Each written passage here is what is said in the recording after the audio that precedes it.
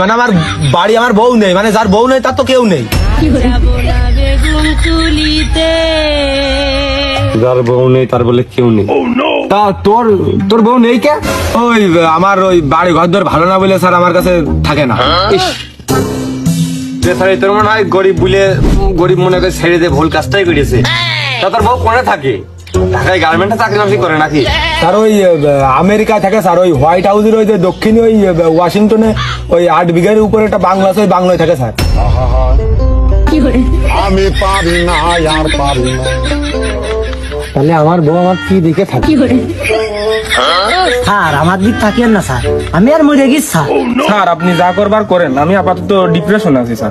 ও বলছে কি রে, তোর কি বাইরে মাঠে 8 শতক জমি আছে, 8 কাটা আছে, আমার তো 8 শতকও নেই। এর বউ বলে আমেরিকায় 8 বিঘের বাংলায় থাকে, তাই তো হোয়াইট হাউসের দক্ষিণে বলে ওয়াশিংটনে।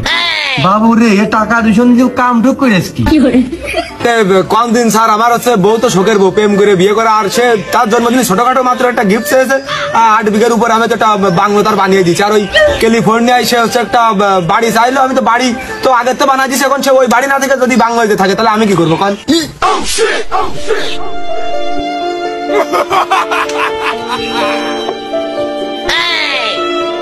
আরে টাকার কথাই দিস নে, টাকার গরম লাগতেছে, আবহাওয়ার গরম না।